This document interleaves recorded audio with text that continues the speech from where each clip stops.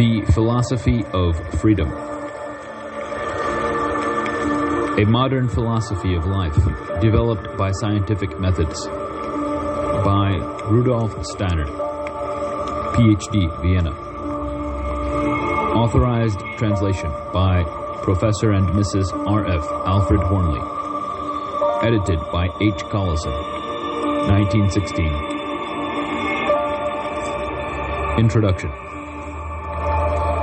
This first English translation of Rudolf Steiner's Die Philosophie der Freiheit has only been available if you were fortunate enough to locate one of the rare 1916 books. For this reason alone, it seems appropriate to republish it now. Yet this edition is distinct in other ways. It is the only translation sanctioned by Rudolf Steiner himself. The joint translators, Professor and Mrs. R.F. Alfred Hornley, were selected for their outstanding qualifications, their thorough knowledge of philosophy, and their complete command of the German and English languages, enabling them to overcome the difficulty of finding adequate English equivalents for the terms of German philosophy. H. Collison, 1916, Editor's Note, The Philosophy of Freedom. R.F. Alfred Hornley was trained in philosophy at Oxford and taught it at Harvard. He was familiar with the philosophical issues of Steiner's day. A review of Hornley's book, Studies in Contemporary Metaphysics, 1920, said he had a flexible and assimilative mind, and he has had quite exceptional opportunities for seeing contemporary philosophies in the making and for understanding, from personal experience, how far a set of philosophical opinions can bear transplanting from one country to another. A very staunch believer in the truth of the philosophical tradition. 1921, Oxford University Press. This Hornley translation is based on the original, unrevised German, Die Philosophie der Freiheit, published in 1894. The other translations available up to now are not based on the original Die Philosophie der Freiheit. Instead, they are based on the 1918 revised edition. Rudolf Steiner revised the original German text 25 years after it was originally published. The Hornley translation is also unique to the extent that later translations have been influenced by the thought and terminology of theosophy and spiritual science.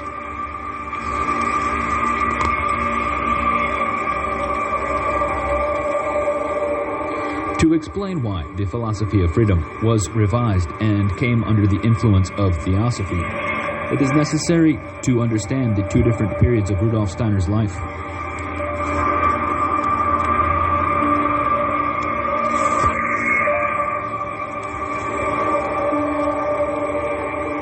The first is his ascent to freedom, that began with training in mathematics, science, and philosophy, culminating in his philosophy of life, founded upon individualistic truth and ethical individualism.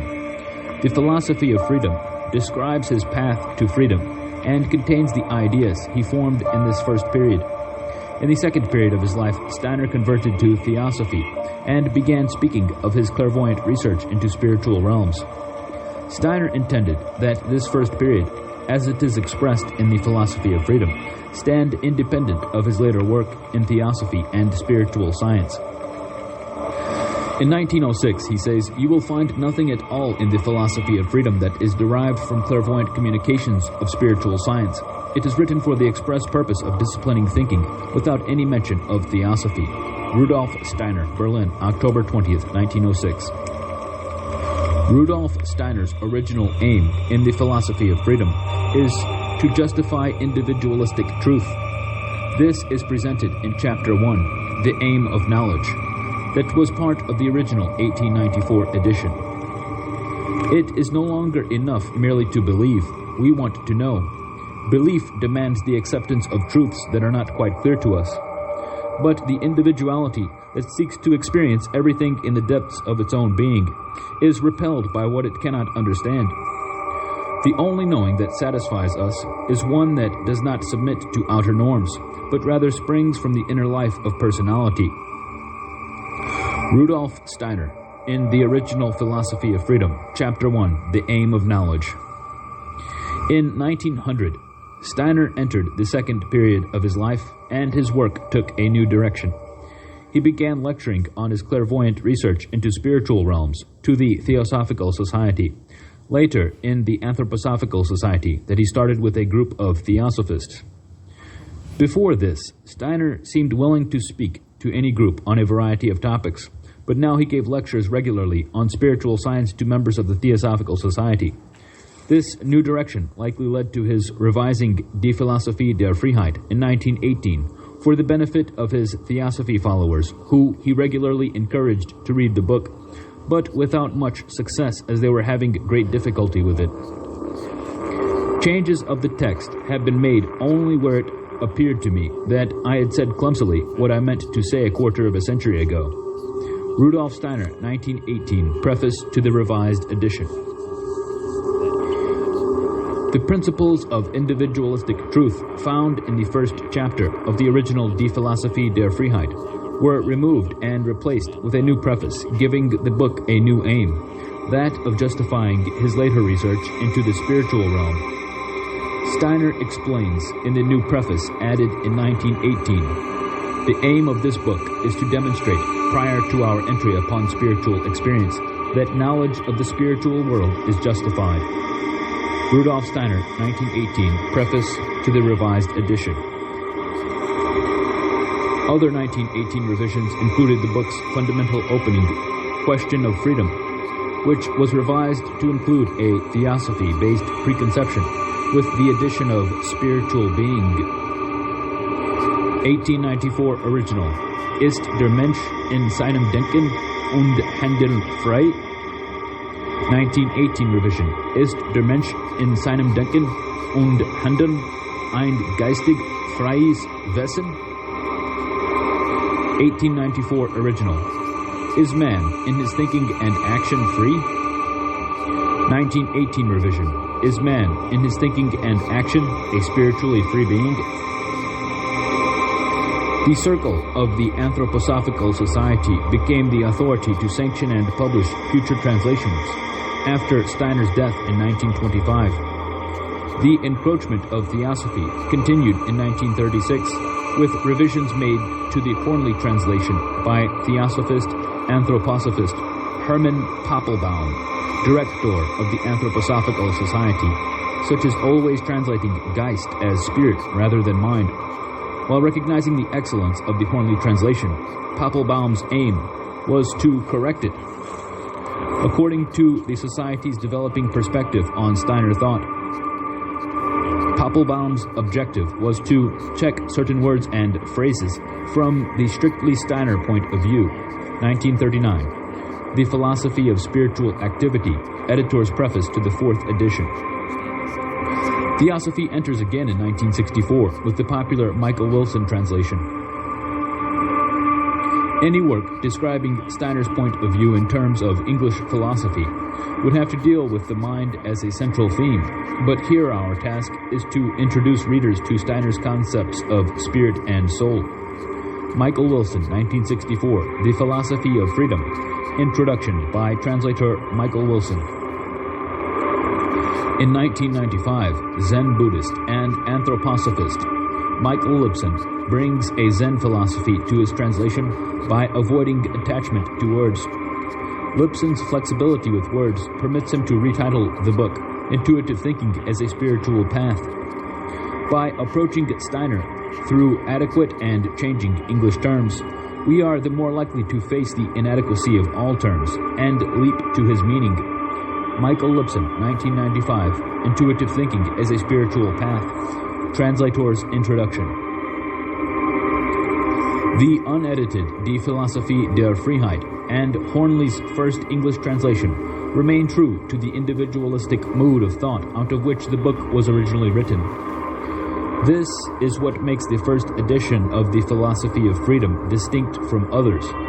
It was written for everyone who is striving to live and let live as free human beings, including those who may not have an interest in Steiner's later spiritualistic writings. This book occupies a position completely independent of my writings on actual spiritual scientific matters, What I have said in this book may be acceptable, even to some who, for reasons of their own, refuse to have anything to do with the results of my researches into the spiritual realm. Rudolf Steiner, The Philosophy of Freedom, 1918, Preface to the Revised Edition. May 2011, Tom Last. The Philosophy of Freedom, a Modern Philosophy of Life, developed by scientific methods. By Rudolf Steiner, Ph.D., Vienna. Authorized translation by Professor and Mrs. R.F. Alfred Hornley. Edited by H. Collison, 1916. Editor's note. The following pages are a translation of Dr. Steiner's Philosophie der Freiheit, which was published in Germany some 20 years ago. The edition was soon exhausted and has never been reprinted. Copies are much sought after, but very difficult to obtain. The popularity of Dr. Steiner's later works upon ethics, mysticism, and kindred subjects has caused people to forget his earlier work upon philosophy, in spite of the fact that he makes frequent references to this book, and it contains the germs of which many of his present views are the logical outcome. For the above reasons, and with the author's sanction, I have decided to publish a translation. I have had the good fortune to have been able to secure as joint translators Mrs. Hornley, who, after graduating in the University of the Cape of Good Hope, continued her studies in the universities of Cambridge, Leipzig, Paris, and Bonn, and her husband, Mr. R.F. Alfred Hornley, M.A., B.Sc., Assistant Professor of Philosophy at Harvard University, USA, formerly Jenkins Exhibitioner, Balliol College, Oxford. Their thorough knowledge of philosophy and their complete command of the German and English languages, enabling them to overcome the difficulty of finding adequate English equivalents for the terms of German philosophy. I am glad to seize this opportunity of acknowledging my indebtedness to these two, without whom this publication could not have been undertaken. March 1916. Harry Collison.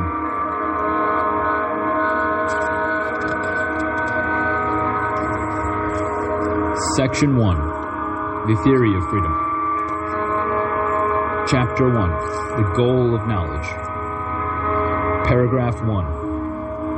I believe I am indicating correctly one of the fundamental characteristics of our age when I say that at the present day, all human interests tend to center in the cult of human individuality. An energetic effort is being made to shake off every kind of authority. Nothing is accepted as valid unless it springs from the roots of individuality. Everything which hinders the individual in the full development of his powers is thrust aside. The saying, each one of us must choose his hero, in whose footsteps he toils up to Olympus, no longer holds for us. We allow no ideals to be forced upon us. We are convinced that in each of us, if only we probe deep enough into the very heart of our being, there dwells something noble, something worthy of development. We no longer believe that there is a norm of human life to which we must all strive to conform. We regard the perfection of the whole as depending on the unique perfection of each single individual. We do not want to do what anyone else can do equally well.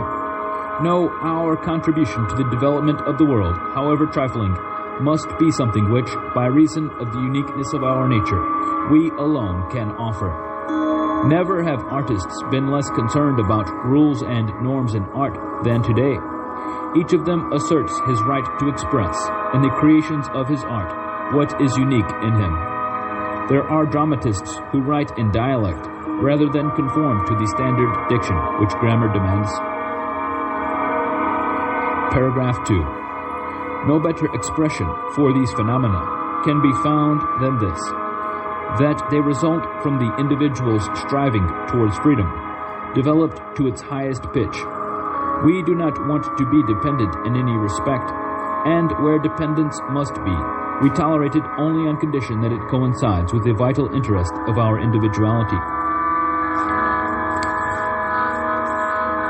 Paragraph 3. Truth, too, will be sought in an age such as ours, only in the depths of human nature. Of the following two well-known paths described by Schiller, it is the second which will today be found most useful. Wahrheit suchen wir beid, du außen im Leben, ich innen, in dem Herzen, und so findet sie jeder gewiss, ist das Aug gesund, so begegnet es außen dem Schöpfer. Ist es das Herz, dann gewiss spiegelt es innen die Welt. Truth seek we both, thou in the life without thee and around, I in the heart within. By both can truth alike be found. The healthy eye can through the world the great Creator track. The healthy heart is but the glass which gives creation back. Bulwer. A truth which comes to us from without bears ever the stamp of uncertainty. Conviction attaches only to what appears as truth to each of us in our own hearts. Paragraph 4. Truth alone can give us confidence in developing our powers. He who is tortured by doubts finds his powers lamed. In a world of riddle, of which baffles him, he can find no aim for his activity. Paragraph 5. We no longer want to believe, we want to know. Belief demands the acceptance of truths which we do not wholly comprehend. But the individuality which seeks to experience everything in the depths of its own being is repelled by what it cannot understand. Only that knowledge will satisfy us which springs from the inner life of the personality and submits itself to no external norm. 6. Again, we do not want any knowledge that has encased itself. Paragraph 6. Again, we do not want any knowledge that has encased itself once and for all in hide-bound formulas, and which is preserved in encyclopedias valid for all time. Each of us claims the right to start from the facts that lie nearest to hand, from his own immediate experiences, and then to ascend to a knowledge of the whole universe. We strive after certainty in knowledge, but each in his own way. Paragraph 7. Our scientific doctrines, too, are no longer to be formulated as if we were unconditionally compelled to accept them. None of us would wish to give a scientific work a title like Fichte, a pellucid account for the general public concerning the real nature of the newest philosophy, an attempt to compel the readers to understand. Nowadays, there is no attempt to compel anyone to understand. We claim no agreement with anyone whom a distinct individual need does not drive to a certain view. We do not seek nowadays to cram facts of knowledge even into the immature human being, the child. We seek rather to develop his faculties in such a way that his understanding may depend no longer on our compulsion, but on his will. Paragraph 8. I am under no illusion concerning the characteristics of the present age. I know how many flaunt a manner of life which lacks all individuality and follows only the prevailing fashion. But I know also that many of my contemporaries strive to order their lives in the direction of the principles I have indicated. To them I would dedicate this book. It does not pretend to offer the only possible way to truth. It only describes the path chosen by one whose heart is set upon truth. Paragraph 9. The reader will be led at first into somewhat abstract regions, where thought must draw sharp outlines if it is to reach secure conclusions. But he will also be led out of these arid concepts into concrete life. I am fully convinced that one cannot do without soaring into the ethereal realm of abstraction, if one's experience is to penetrate life in all directions. He who is limited to the pleasures of the senses misses the sweetest enjoyments of life. The Oriental sages make their disciples live for years a life of resignation and asceticism before they impart to them their own wisdom. The Western world no longer demands pious exercises and ascetic practices as a preparation for science, but it does require a sincere willingness to withdraw oneself a while from the immediate impressions of life and to betake oneself into the realm of pure thought. Paragraph 10. The spheres of life are many, and for each there develop a special science. But life itself is one, and the more the sciences strive to penetrate deeply into their separate spheres, the more they withdraw themselves from the vision of the world as a living whole. There must be one supreme science which seeks in the separate sciences the elements for leading men back once more to the fullness of life. The scientific specialist seeks in his studies to gain a knowledge of the world and its workings. This book has a philosophical aim. Science itself is to be infused with the life of an organic whole. The special sciences are stages on the way to this all-inclusive science. A similar relationship is found in the arts. The composer in his work employs the rules of the theory of composition.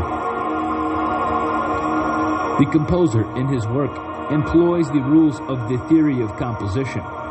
This latter is an accumulation of principles, knowledge of which is a necessary presupposition for composing. In the act of composing, the rules of theory become the servants of life, of reality. In exactly the same sense, philosophy is an art. All genuine philosophers have been artists in concepts. Human ideas have been the medium of their art, and scientific method their artistic technique. Abstract thinking thus gains concrete individual life. Ideas turn into life forces. We have no longer merely a knowledge about things, but we have now made knowledge a real self-determining organism. Our consciousness, alive and active, has risen above a mere passive reception of truths. Paragraph 11. How philosophy, as an art, is related to freedom. What freedom is, and whether we do or can participate in it. These are the principal problems of my book.